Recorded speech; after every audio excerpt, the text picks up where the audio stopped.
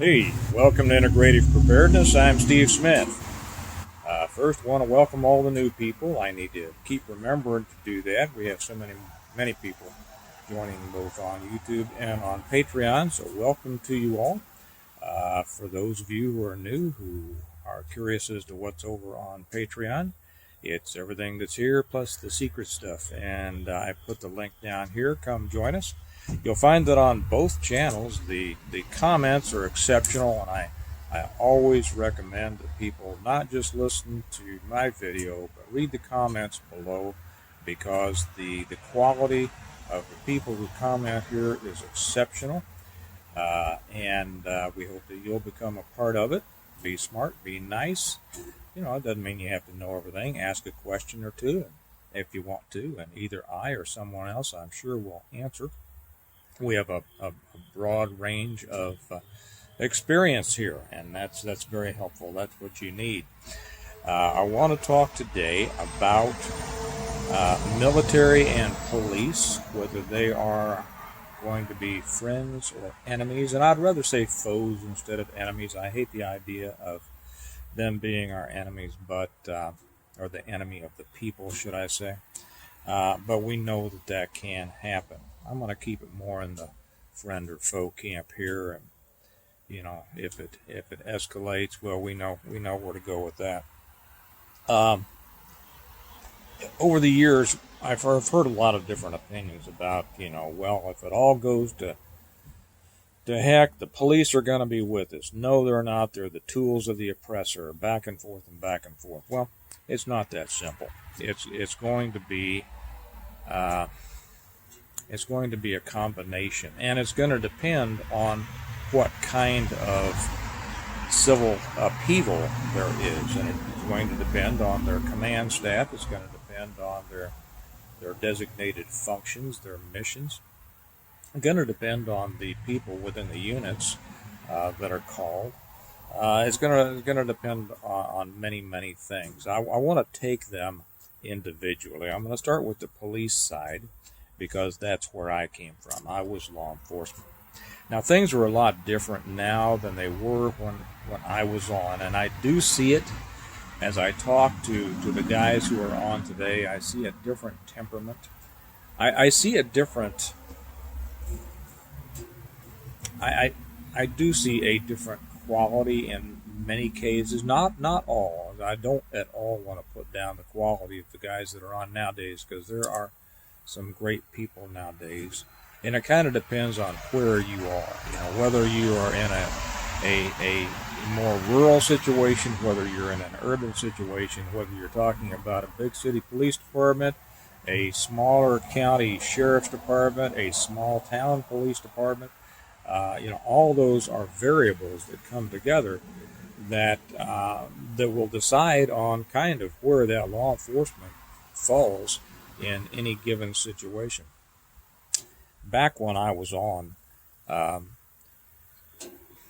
it ran the full gamut from guys like me who were kind of, I won't, malcontents. I didn't believe in the system. I always believed that I was there to help people regardless of where I was stationed. And even though most of my time was spent on a sheriff's department, most of that time in uniform I spent in a city district, what you'd call the hood, essentially. So I wasn't the normal rural or suburban sheriff's deputy. I worked in the city. We were busy enough in those situations that we didn't have time to mess with people, even if we'd wanted to. And most of the guys that I knew didn't want to. We did have this idea of service, even to the people that were causing the problems. I didn't see too many guys back then throw their weight around to become authoritarians and overly officious. Although I did see some. There were guys that showed up early, a half hour early on shift, to get the radar gun so they could go out and screw with people. And then I never had any respect for that kind of guy, and Most of the others didn't either, although they tolerated them. In my in my 5 years that I did in uniform, but before I went undercover and then other things, I wrote 3 traffic tickets. That'll give you an idea. Okay, so I was much more involved in the community. Um, as I left the local and I went to uh, a regional wide and then a federal task forces and strike forces and things, I saw the difference. And the difference was drastic because at that level, they don't see themselves as a part of the community. Okay, even back in my days, the guys who were even in the city, most of them actually lived in the city, and so they thought about they were working for their city, and that just didn't mean their sergeant, their captain, their chain of command, and certainly not the mayor. That meant for their community. It's different now. Most of the guys who work the cities don't live in the cities. You wouldn't want to live in a city nowadays. It was different back then, and so you have guys today that feel very divorced, very separated from the people that they are dealing with on a daily basis. That's what I saw way back then when I went into the federal task forces, is that there was a definite separation. There was no feeling of community or serving a community within the federal agencies. And if we have any federal guys here and you feel differently, feel free to chime in and tell me your experience and all. But for the most part, these are guys who and I won't rag on all of them. I think that many come in with a good purpose and a good sense of duty and wanting to do what's right. But over the years, something happens, and they start seeing everything through the prism that everybody's a crook. Everybody's a crook. You can't trust anybody. We're the good guys. We've got to take down the bad guys, and pretty much everybody's a bad guy, except for us. That is an idea, a feeling that gets into the heads of many, and because most of them don't work in the areas that they are from, they always feel as kind of an alien, and so they feel as if, am I getting glare in you there? I'm sorry, maybe I should, if I do this, that irritates me when I watch videos that kind of a glare on it. Sorry. So there is this feeling of separation. And a lot of the guys on the federal units, they get transferred here and there, and they could be in Philly one for a few years, then be in LA for a few years, and in Kansas City for a few years, and it just kind of depends. And so although they live there, they aren't a part of the community, and they don't see themselves a part of that community. They see themselves as a part of a law enforcement community with their agencies, and they all hang out, and their wives hang out, and they are essentially kind of an enclosed system that is always seems to be in an adversarial situation. That's still glaring on you, and well, I hope we can get by with that. I'm sorry. Always in an adversarial situation with the citizenry. Okay, on the local level, so the federal level, it always has that differentiation there. On the more local level, it's complicated because there is such a diverse group of people. Okay, in the cities, they also have that feeling of separation because, like I say, nobody wants to live in the cities now, and so the people who are enforcing the law in the cities are not from the cities. Most of them live out in the suburbs and are in small towns surrounding the city, and gosh, man, I don't know. Anyway. And so there is, again, that adversarial situation. When you get into the small towns and the sheriff's departments, those people live with the people that they are serving, okay? That they are dealing with their friends and neighbors all the time. When they go to the grocery store, they may see the person who they had to take a report at their house last week. That when they're sitting at an intersection, and they're sitting on the side of the road. They're going to have people wave at them. Hey Bob, hey Steve, whatever, how you doing? You saw them at the football game last week. It's really a feeling of community. It's really the way that American law enforcement, as the way we see it outside of the cities, was always kind of structured to be. And I don't know whether it's that way in other countries or not. If for our Canadian and Australian and European friends, again, feel free to comment and let us know how you kind of feel about this.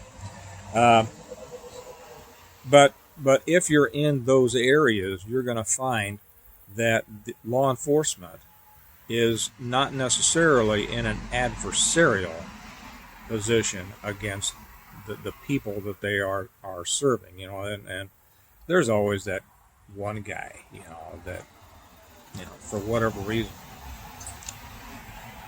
they let the power go to their heads. They get into it for the authority and to be important and to look good in their uniform and hang around the coffee shop and the type. But within that diverse and broad spectrum, you have different personalities and different beliefs, and it's amazing, even in what you would think would be a homogenous group, that there are many different viewpoints of things and very different life views and world views and political views and religious views, all sorts of things. Now, as you come down to smaller communities, it becomes more homogenous, but the larger you get, the more diversity you have. And I don't mean that in necessarily in race and gender and things like that. I simply mean in ideas and the way that people look at things, because they have their own backgrounds. So in that sense, when things get bad, when things really start going into the tank, what should we expect from law enforcement?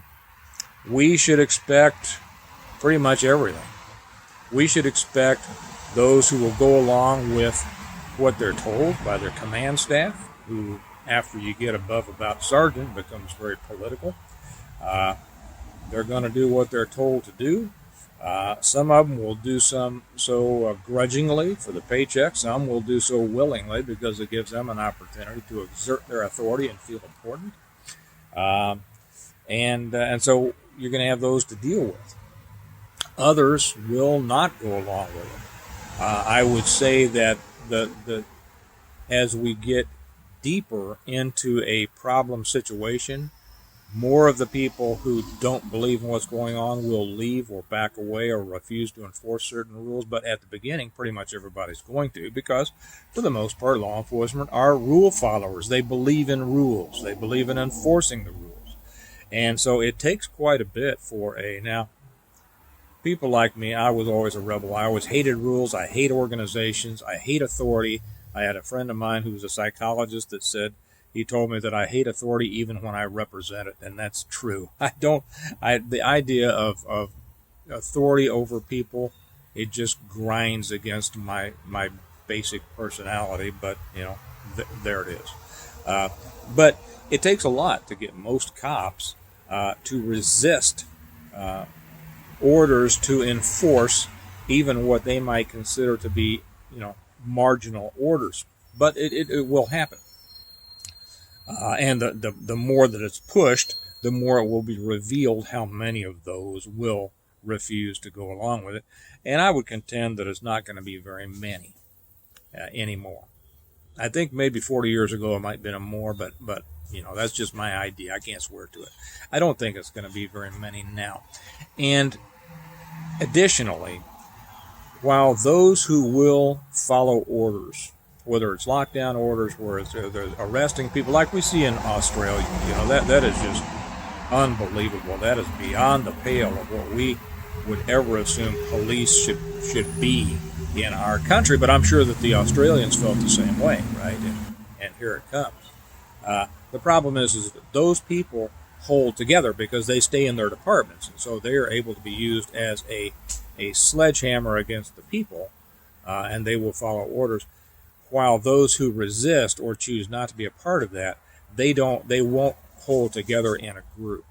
they're gonna go back to their families. Joe's gonna be over there, and Bob's gonna be over there, and Jim's gonna be over there. They're not gonna hold together in a group to resist what's going on. It's simply not gonna happen, regardless of what some people might hope for about a large upheaval of constitutional law enforcement standing against this.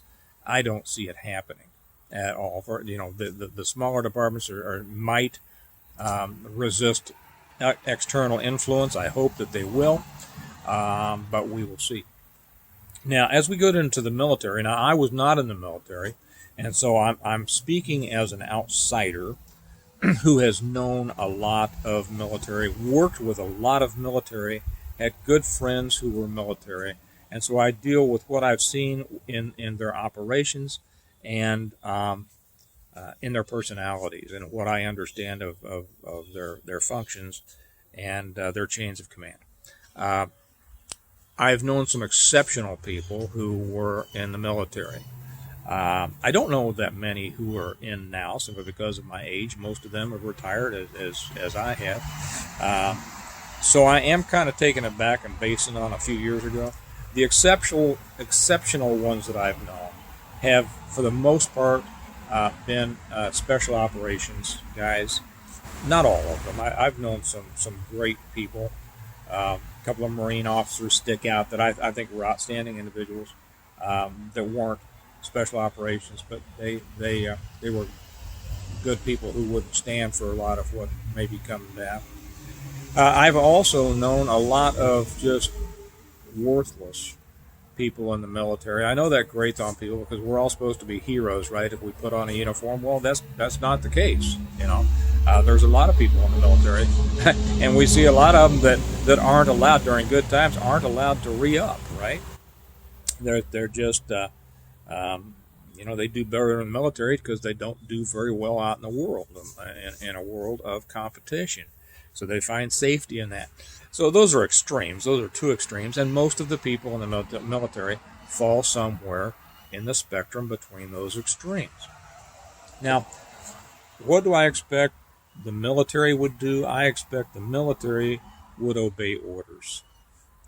Because by definition, most people are not exceptional, and it takes an exceptional person to stand up against the orders of a command staff and a chain of command. That is an exceptional person, and that's not a normal person, sadly, because it's not anything that back when I always talk about back when I was young, back when I was little.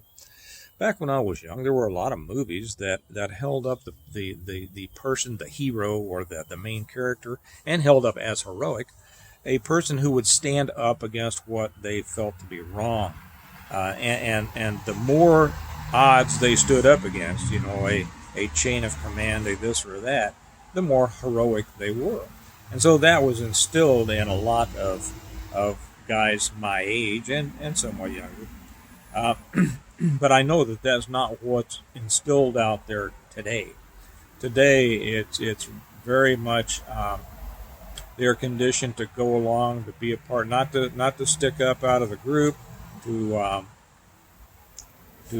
not be too independent. And I love it. They all think they're independent, but they don't realize how alike they are in their so-called independence, because they're all being independent the same exact way, by going along with whatever they're told and whatever their group, however they dress, however they do their hair, however they, whatever, the things that they watch, the movies they go to, the things they discuss. And there's really not much disparity in there from what I can see. So I would expect the military, as much as people have said, the military is on our side. Well, no, I don't believe that. I believe that some is, and most of that comes out of the special ops guys, which is great. I mean, I'd rather have them than the motor pool guys, right? But as far as numbers is concerned, and I know that they're worth a lot more, by individual. As far as numbers is concerned, if they need to bring in a whole bunch of troops into an area, they're going to have those troops, and those troops are going to do what they're told. The same thing for the most part, I think, with the National Guard. Even though Guard people, tend to associate with their state first as opposed to the overall, national system, still they can be federalized, and they're also going to do mostly. I think the majority will do what they're told, because the system, the government, the military, the police hierarchy, they're not fools. They're not stupid. They know exactly how to get people to do what they want them to do. They have whole sections that specialize in this, and they're going to be able to direct the force where they need it or where they want it. And if 20% of the Guard people won't show up and won't report, hey, that's still 80% of a whole lot of people, right? So in that, I think that this idea that the police and the military are like us, and they're constitutional, and all the people who are standing up and say, I swore to support the Constitution. Well, these are people who are making noise about it, but there's 100 behind them that aren't making any noise because they're going to do what they're told, right? Okay. So I don't think we're going to see that raising up of, the military and the police are behind us. They don't think, most of them, as constitutional citizens, who will support and defend the Constitution first, rather than a questionable and sometimes even illegal command state. What are my thoughts? What are my recommendations on this? All of your defense is local. Okay? All of your defense. Now, hopefully you'll have a good group, a circle of friends, as we call it. Hopefully you'll have good support system there. But I would suggest you go a step farther with that. And it's going to be easier for the people in the small towns and the counties to do this because you already know your law enforcement people. And you may not even have to do this because, your local deputy, your local officers, you've known them, probably most of you, since they were kids, right? So you know where they are. You know their families. They're going to be a part of that, hopefully. They're going to be a part of that, that local support system. For you in the suburbs and exurbs and such like that, in a little bit more densely populated areas, I would suggest you get to know your law enforcement people as much as you can. They're standoffish. They don't, they're always leery of citizens because they think that they're hated. I mean, first off, they think that they're important, and then they think that they're hated.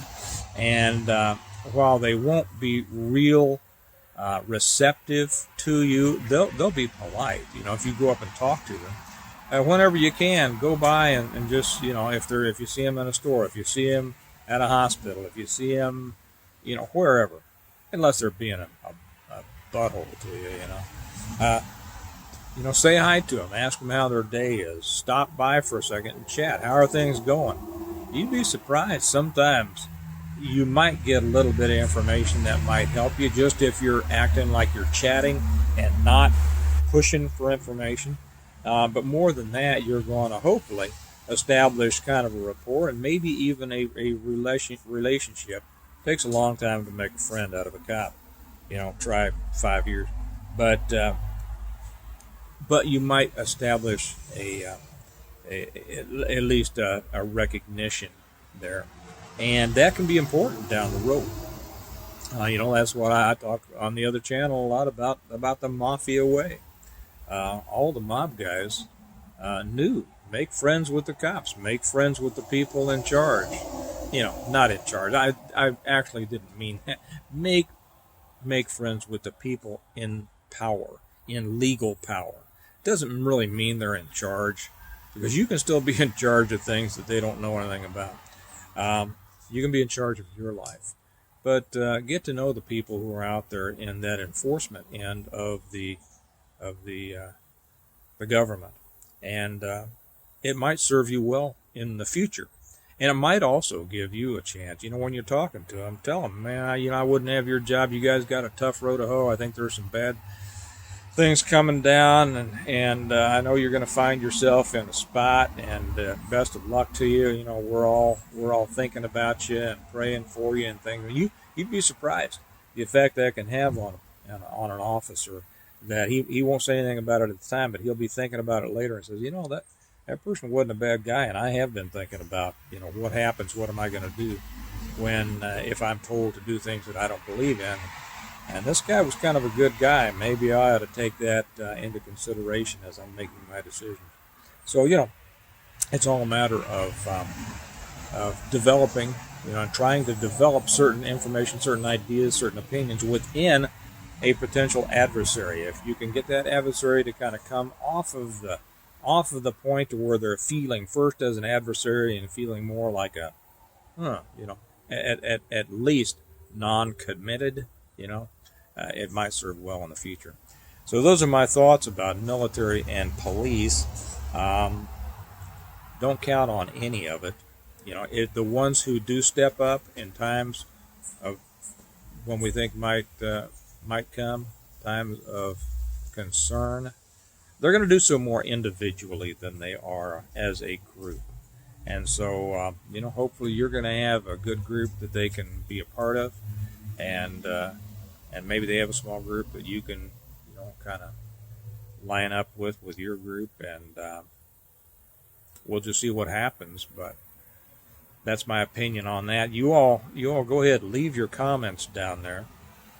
For new people, all I ask is that you be nice, be respectful. Don't come on and tell somebody they don't know what they're talking about, because this is a place where everybody should come and feel welcome and feel good about coming here and expressing an opinion in a polite, courteous way, and then seeing what other people think as well. So you all have a good day. Remember, if you're not with me over on Patreon, I put the link down here. Come on over. I think you'll enjoy it. There's stuff over there you won't get here, stuff you might want to know. And remember that we prepare well today in order to live well tomorrow. And preparing context and managing our expectations of certain things that may or may not happen is an important part of that preparation. So you all have a good day, and I'll talk to you later. Bye-bye.